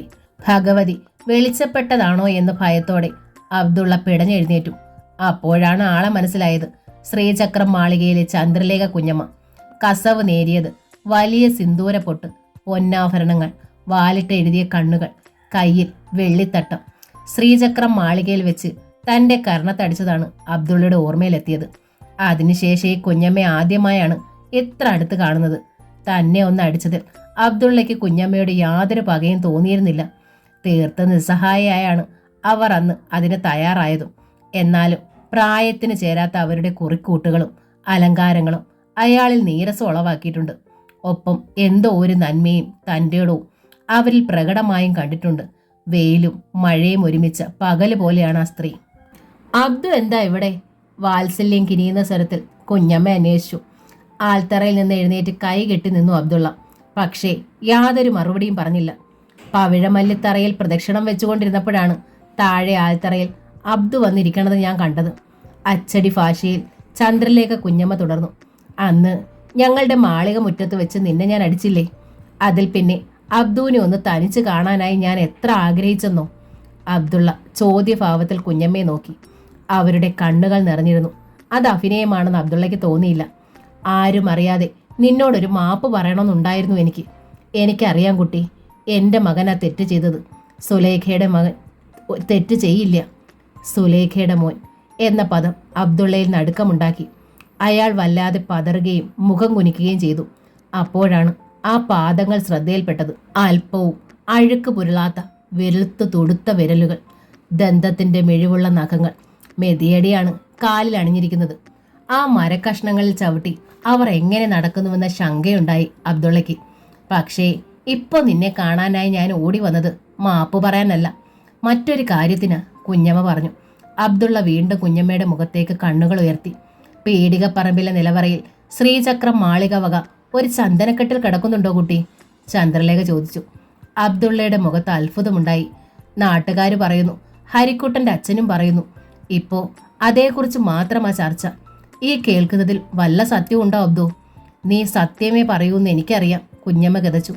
അബ്ദുള്ളയുടെ മുഖം മങ്ങി. അപ്പോ ഇതറിയാനാണ് തിരക്കിട്ട് ഓടി വന്നത്. സുന്ദരിയായ കുഞ്ഞമ്മയെ ഉപയോഗിച്ച് തന്നിൽ നിന്ന് രഹസ്യം ചോർത്താനുള്ള അടവ് ബാലരാമൻ ഉണ്ണിത്താന്റെ തലയ്ക്കുള്ളിൽ തന്നെയാവും വിളഞ്ഞത്. അന്ന് പ്രതിഷേധമെന്നിയെ നിന്ന് കുഞ്ഞമ്മയുടെ കയ്യിൽ നിന്ന് അടിവാങ്ങിയവനാണല്ലോ താൻ. ഇല്ല, എനിക്കറിയില്ല. അബ്ദുള്ള മുഖം തിരിച്ചു. ഞാൻ നിലവറയ്ക്കുള്ളിൽ കടന്നിട്ടില്ല. അത് സത്യവുമായിരുന്നു. കടന്നില്ലെങ്കിൽ കടക്കണം, ചന്ദ്രലേഖ പറഞ്ഞു.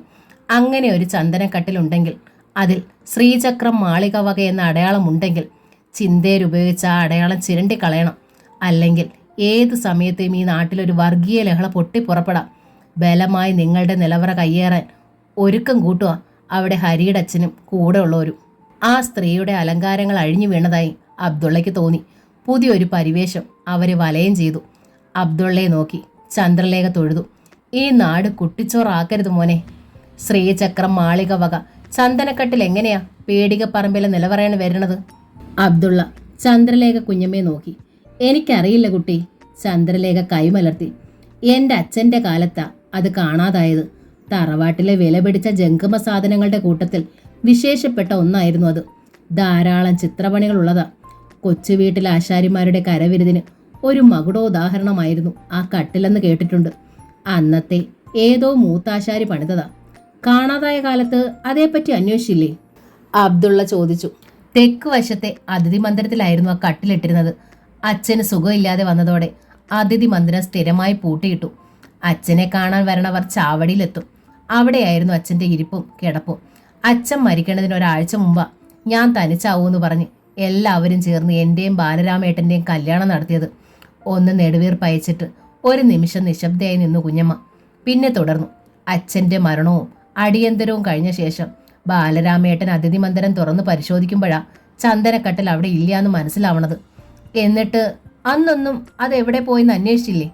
കുറേ അന്വേഷിച്ചു. തറവാടിൻ്റെ എല്ലാ ശാഖകളിലും തിരക്കി. ആർക്കും അങ്ങനെ എളുപ്പം കട്ടുകൊണ്ടു പോകാൻ പറ്റണ സാധനമല്ല. പക്ഷേ തറവാട്ടിൽപ്പെട്ടവർക്കും മാത്രം അറിയാവുന്നൊരു സൂത്രപ്പണിയുണ്ടതിൽ. എന്താ അത്? അബ്ദുള്ളയ്ക്ക് ആകാംക്ഷയായി. പല കഷ്ണങ്ങളായി ആ കട്ടിലഴിച്ച് ഒരു ചാക്കിൽ കെട്ടിക്കൊണ്ട് പോകാവുന്നതേ ഉള്ളൂ. എങ്കിൽ തറവാട്ടിൽപ്പെട്ട ആരെങ്കിലും തന്നെയാവും അത് കൊണ്ടുപോയിട്ടുണ്ടാവുക. കൊണ്ടുപോയെങ്കിൽ അത് എവിടെയെങ്കിലും കാണണ്ടേ? അച്ഛനറിഞ്ഞ് അതാർക്കും വഴിയില്ല, വിൽക്കുകയില്ല. അപ്പോ മോഷ്ടിച്ചത് തന്നെയാവും അല്ലേ? അബ്ദുള്ള പറഞ്ഞു. എന്ന് വെച്ചാൽ ശ്രീചക്രം മാളികവക മുതൽ ഞങ്ങൾ പീടിക പറമ്പുകാർ മോഷ്ടിച്ചു വന്നു. അന്നത്തെ കാലമാവുമ്പോൾ മോഷ്ടിച്ചയാൾ ഞങ്ങളുടെ മൂത്താപ്പ തന്നെ ആവുമല്ലോ.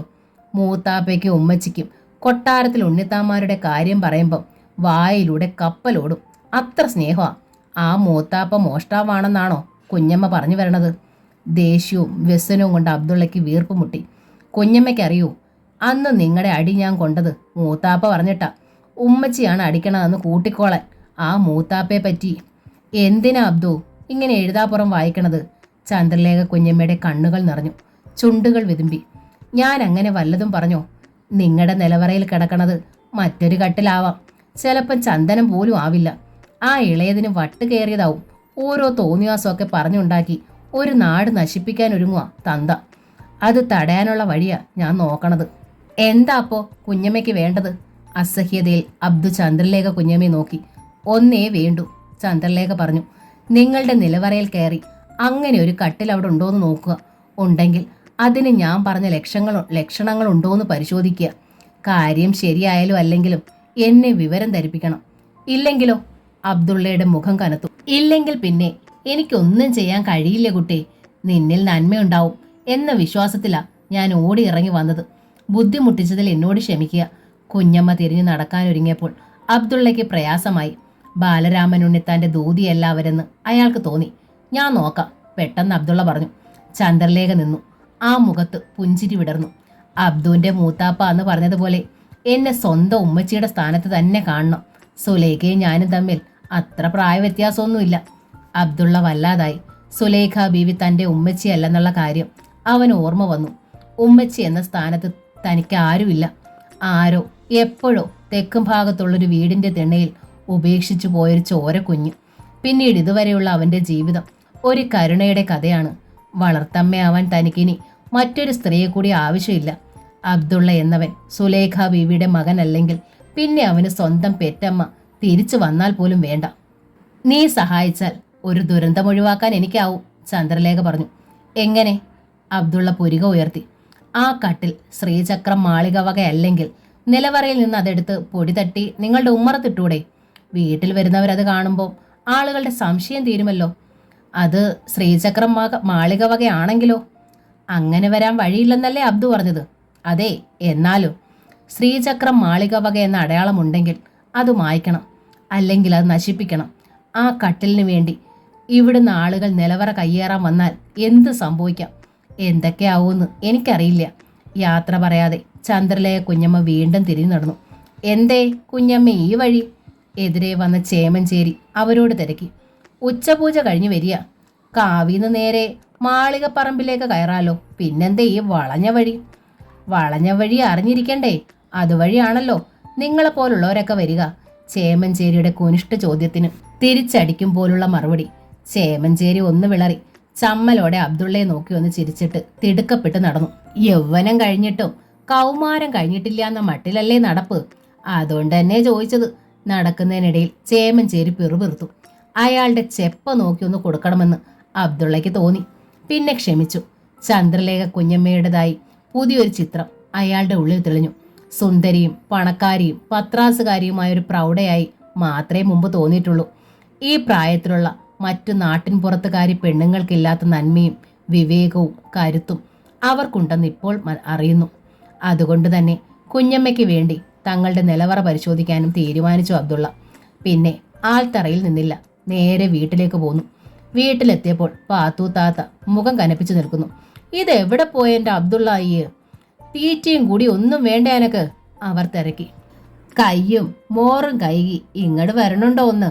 സുലേഖ വരുമ്പം ഓടെ വായിലിരിക്കണതൊക്കെ ഈ പാവം പാത്തൂത്താനെ കേൾപ്പിക്കണ എൻ്റെ മോനെ. കെഞ്ചുകയാണവർ. പറഞ്ഞത് തന്നെ വീണ്ടും വീണ്ടും ആവർത്തിക്കണ തരമാണ് പാത്തുത്തായെന്ന് അറിയാമായിരുന്നതിനാൽ അബ്ദുള്ള അനുസരണയോടെ ചെന്ന് അല്പം ചോറ് തിന്നു. അത് കഴിഞ്ഞാണ് നിലവറയുടെ താക്കോൽ തെരഞ്ഞത്. നിലവറയുടെയും സ്റ്റോർ മുറിയുടേതെല്ലാം താക്കോൽ പഴയ താക്കോൽ കൂട്ടത്തിലാണുള്ളത്. അതാണെങ്കിൽ ഉമ്മച്ചിയുടെ കസ്റ്റഡിയിലും. ഉമ്മച്ചി അത് എവിടെയാണ് വെച്ചിരിക്കുന്നതെന്ന് അറിയാതെ അബ്ദുള്ള വീട് മുഴുവൻ തെരഞ്ഞു. പക്ഷെ ഫലമൊന്നും ഉണ്ടായില്ല. ഉച്ച തിരിഞ്ഞപ്പോഴേക്കും പെണ്ണ് കാണാൻ പോയവർ തിരിച്ചെത്തി. ഉമ്മച്ചിയുടെ മുഖത്തെ പുഞ്ചിരി കണ്ടപ്പോൾ ഷക്കീലെ പിടിച്ചെന്ന് ഉറപ്പായി. എങ്കിലും കാര്യങ്ങൾ വിസ്തരിച്ച് പറഞ്ഞത് സുറുമിയാണ്. അവൾക്ക് 100 നാവ്. എൻ്റെ റബ്ബേ, ആ കോഴി ബിരിയാണിയുടെ ഒരു സ്വാദേ! ഈ കൊച്ചിക്ക വരേണ്ടതായിരുന്നു. വല്ലാത്ത നഷ്ടമായി പോയി കേട്ടോ. തലേന്ന് രാത്രിയിലെ നടുക്കുന്ന അറിവ് മറന്ന് അബ്ദുള്ള അവളോട് ചേർന്നു. ഒന്നും കഴിക്കാതെ പോരൂന്ന് പറഞ്ഞു പോയവർ മൂക്കുമുട്ടെ തട്ടിയ ലക്ഷണമുണ്ടല്ലോ. ഒന്നും കഴിക്കാതെ വിടും കുറെ. സുറുമി കണ്ണുരുട്ടി. ഷക്കീലാട് ഉമ്മ എന്തൊക്കെയാ ഉണ്ടാക്കി വെച്ചിരിക്കുന്നതെന്ന് അറിയാമോ? ഉമ്മാടെ സ്നേഹത്തിന് മുന്നിൽ നമ്മുടെ ഉമ്മച്ചി ഒന്നും അല്ല കേട്ടോ. ഉമ്മച്ചിയെ നോക്കി കുസൃതിയിൽ ചിരിച്ചു അവൾ. അത് പിന്നെ അങ്ങനെ ആണല്ലോ. ചെറുചിരിയോടെ സുലേഖ ബീവി അകത്തേക്ക് കയറിപ്പോയി. തീറ്റയുടെ കാര്യവും പെണ്ണിന്റെ ഉമ്മാടെ കാര്യവും വിട്, പെണ്ണിനെ പിടിച്ചു എല്ലാവർക്കും, അബ്ദുള്ള അന്വേഷിച്ചു. അതോടെ സുറുമി അബ്ദുള്ളയുടെ കാതിലേക്ക് മുഖമടിപ്പിച്ചു. നേര് പറയാലോ, എൻ്റെ സാദിക്ക നിക്കാഹിന് മുമ്പ് ഈ ഷക്കീലാനെ കണ്ടിരുന്നെങ്കിൽ ഞങ്ങളുടെ നിക്കാഹ് നടക്കില്ലായിരുന്നു കേട്ടോ.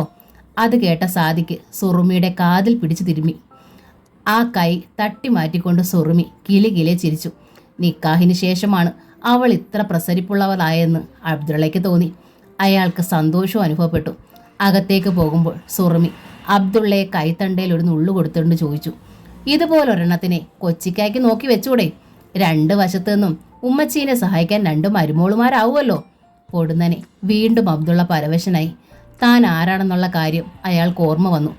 അതോടെ ആ വീട്ടിൽ നിൽക്കാൻ വയ്യാതെയായി.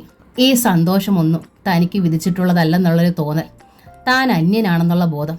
എല്ലാവരും അങ്ങിങ്ങ് മാറിയതോടെ തിടുക്കപ്പെട്ട് അബ്ദുള്ള വെളിയിൽ കടന്നു. 2 ദിവസം കഴിഞ്ഞപ്പോൾ സുറുമി സാദിക്കിനോടൊപ്പം കോഴിക്കോട്ടേക്ക് പോകാനിറങ്ങി. കൊച്ചിക്കായ്ക്ക് എന്തോ ഒരു മാറ്റമുണ്ട്. കാറിൽ കയറുമ്പോൾ അവൾ അബ്ദുള്ളയോട് പറഞ്ഞു, ആരെയൊക്കെ വിളിച്ചാലും എന്നെ വിളിക്കാൻ പറ്റില്ല. എന്താ കൊച്ചിക്ക? സുറുമിയുടെ കണ്ണ് നിറഞ്ഞത് പെട്ടെന്നാണ്. അബ്ദുള്ള വല്ലാതായി. ഉള്ളിലെ ഞെട്ടലും പതർച്ചയെ ഒളിക്കാനായി പുഞ്ചിരിച്ചപ്പോൾ അത് ചിരിയായില്ലെന്ന് തോന്നി. എനിക്കറിയാം. അർത്ഥഗർഭമായി സുറുമി തലകുലുക്കി. മറ്റേ കാര്യം ഓർത്തല്ലേ? നിഫയുടെ കാര്യമാണ് അവൾ ഉദ്ദേശിച്ചതെന്ന് അബ്ദുള്ളയ്ക്ക് മനസ്സിലായി.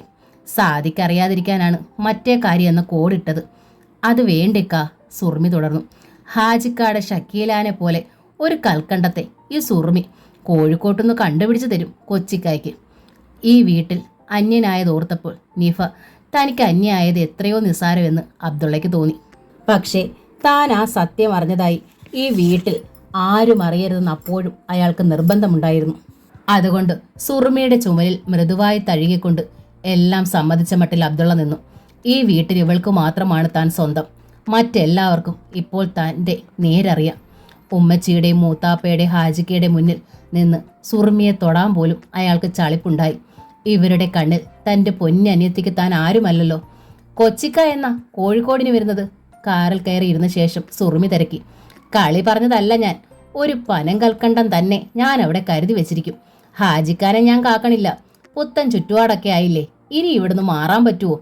വായി നിറയെ അവൾ വർത്താനം പറഞ്ഞുകൊണ്ടിരിക്കെ സാദിക്ക് വണ്ടി വിട്ടു. നിഫയുടെ കാര്യത്തിലാണ് അബ്ദുള്ള വിഷമിക്കുന്നതെന്നായിരുന്നു ഹാജി അടക്കം പീടിക പറമ്പിലുള്ള എല്ലാവരും ധരിച്ചത്. അബ്ദുള്ളയ്ക്ക് അതൊരു അനുഗ്രഹമായി. അതിനിടയിൽ ഓർക്കാപ്പുറത്തൊരു ഉച്ചയ്ക്ക് ചെല്ലപ്പൻ ആശാരി കവലയിൽ വെച്ച് അബ്ദുള്ളയുടെ മുന്നിൽ വന്നു പെട്ടു. വീട് പണിയുടെ തിരക്കായ ശേഷം ചെല്ലപ്പൻ ആശാനെ അബ്ദുള്ള ആദ്യം കാണുകയായിരുന്നു. ഒരു ജീപ്പിൽ എന്തൊക്കെയോ സാധനങ്ങളുമായി വരികയായിരുന്നു ചെല്ലപ്പൻ. അബ്ദുള്ളയെ കണ്ടതോടെ വണ്ടി നിർത്താൻ അയാൾ ഡ്രൈവറോട് ആവശ്യപ്പെട്ടു. അബ്ദുള്ളയ്ക്ക് അത് അതിശയമായി. അന്യനാണെന്നറിയാമെങ്കിലും ചെല്ലപ്പൻ ആശാൻ മുന്നിൽ വരുമ്പോൾ സ്വന്തം ഒരാളെന്ന തോന്നലുണ്ടായിരുന്നു അബ്ദുള്ളയ്ക്ക്. സ്വന്തമായിരുന്നവരെല്ലാം അന്യരാണെന്ന് മനസ്സിലായതോടെ ആശാന്റെ മുഖം കണ്ടപ്പോൾ അബ്ദുള്ളയുടെ കണ്ണുകൾ നിറഞ്ഞു. ചെല്ലപ്പൻ ആശാരി ജീപ്പിൽ നിന്ന് ചാടിയിറങ്ങി. ദോസ്തേ, താൻ എന്നെ മറന്നുമില്ലേ? ചുമലിൽ തട്ടിക്കൊണ്ട് സ്നേഹം വഴിയുന്ന അന്വേഷണം. അബ്ദുള്ള കണ്ണീരിൽ പുഞ്ചിരിച്ചു. അയാൾ മറുപടി ഒന്നും പറഞ്ഞില്ല. എൻ്റെ പെരവണി തീർന്നു മോനെ. മുഖത്ത് നിറഞ്ഞ സന്തോഷവുമായി ചെല്ലപ്പൻ തുടർന്നു. ഇത്തിരി അഹങ്കാരമുണ്ട് ചെല്ലപ്പന്. പറഞ്ഞപടി കാര്യങ്ങളൊക്കെ നടക്കണമെന്നില്ലല്ലോ. പക്ഷേ അയ്യപ്പ സ്വാമി എന്നെ തുണച്ചു. ഇനി തേപ്പേ ഉള്ളൂ. അത് കഴിഞ്ഞ് പെയിൻറ്റിങ്. അപ്പോഴേക്കും കല്യാണമാവും. ഇൻവിറ്റേഷൻ കൊടുത്തയക്കണ പരിപാടി ഒന്നുമില്ല. അവിടെ വന്ന് എല്ലാവരെയും ചെല്ലപ്പോൾ ക്ഷണിക്കും. താൻ വരണം. നിഫയുടെ കല്യാണം നടക്കാതിരിക്കാൻ അബ്ദുള്ളയുടെ പക്ഷത്ത് നിന്ന് ഒരു ചെറു ചലനമെങ്കിലും ഉണ്ടാകുമെന്നായിരുന്നു ചെല്ലപ്പൻ ആശാരിയുടെ ഒരു ശങ്ക. ഈ ദിവസം വരെ, ഈ നിമിഷം വരെ അങ്ങനെ ഉണ്ടായിട്ടില്ല. മാത്രമല്ല, തങ്ങളുടെ വീടിൻ്റെ ഇടവഴിയിലൂടെ പോലും അവൻ്റെ നിഴൽ അനങ്ങിയിട്ടില്ല. കേട്ടതൊക്കെ പൊളിയാണെന്ന് ചെല്ലപ്പന് തോന്നി. അതോടെ കലശലായ കുറ്റബോധവും വന്നു. വഴിക്ക് കണ്ടില്ലെങ്കിൽ പീടിക പറമ്പിൽ ചെന്ന് അബ്ദുള്ളയെ കാണാൻ വിചാരിച്ചിരിക്കുകയായിരുന്നു ചെല്ലപ്പൻ. തെറ്റ് പറ്റിയെന്ന് കണ്ടാൽ ഒരു നാണക്കേടും കൂടാതെ ആരുടെയും കാല് പിടിക്കും. നീ അങ്ങോട്ട് വരണം മോനെ, ആ പണി തീരും മുമ്പ്. ഞാനോ? അബ്ദുള്ളയ്ക്ക് അതിശയമായി. അതെ, വരരുതെന്ന് പറഞ്ഞ നാവോണ്ടാ തിരുത്തി പറയണത്. എൻ്റെ പുരയുടെ മുഖവാതിൽ ലക്ഷ്മിയുടെ ശില്പം കൊത്തിയിട്ടുണ്ട് ഞാൻ. പക്ഷേ കണ്ണ് ശരിയാവണില്ല. തൊട്ടിട്ടില്ല ഞാൻ അവിടം. പിന്നെ ചുവട്ടിലെ താമരയും. അത് നീ ചെയ്യണം. കൊച്ചു വീട്ടിൽ കയറി വരണവരെല്ലാം അത് കാണണം. രാത്രിയിൽ വരാം, ആരും അറിയാതെ. ഇല്ലെങ്കിൽ ഉമ്മച്ചി സങ്കടപ്പെടും. അത് മതി. ഒന്ന് ആലോചിച്ചിട്ട് ചെല്ലപ്പൻ സമ്മതിച്ചു. എന്നും രാത്രി 2 മണിക്കൂർ പണി.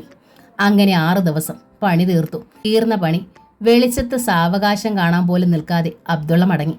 തൊട്ടരയിൽ കെട്ടിയ ചാപ്പറയിൽ ഉറങ്ങുന്ന നിഫയെക്കുറിച്ച് അയാൾ ഓർത്തത് പോലുമില്ല. അവസാന ദിവസം പണി കഴിഞ്ഞ് വീട്ടിൽ ചെല്ലുമ്പോൾ മുകളിലെ മുറിയിലേക്കുള്ള കൂണിപ്പടിയിൽ താക്കോൽ കൂട്ടം. ഉമ്മച്ചി മറന്നു വെച്ചതാവും. അടുക്കളയുടെ പാതകത്തിൽ പോലും ഉമ്മച്ചി അത് മറന്നു വെക്കാറുണ്ട്. ചന്ദ്രലേഖ കുഞ്ഞമ്മയുടെ മുഖമാണ് അബ്ദുള്ള ഓർത്തത്. താക്കോൽ കൂട്ടവും എടുത്ത് അയാൾ നിലവറയുടെ ഭാഗത്തേക്ക് നടന്നു. അകത്ത് ലൈറ്റില്ല. ടോർച്ച് മിന്നിച്ചാണ് പരിശോധിച്ചത്. ചന്ദനക്കട്ടിലുണ്ട്. പൊടിമുടി കിടക്കുകയാണെങ്കിലും വാസനിച്ചപ്പോൾ ചന്ദനഗന്ധം. എഴുകയിൽ ശ്രീചക്രം മാളിക വക എന്ന അടയാളവുമുണ്ട്. വാസ്തുബലി എന്ന നോവലിന്റെ ഈ ഭാഗം ഇവിടെ പൂർണ്ണമാവുകയാണ്. ഈ നോവൽ നിങ്ങൾക്ക് ഇഷ്ടമായെങ്കിൽ ലൈക്ക് ചെയ്ത്, ഷെയർ ചെയ്ത്, സബ്സ്ക്രൈബ് ചെയ്യണേ. Thank you.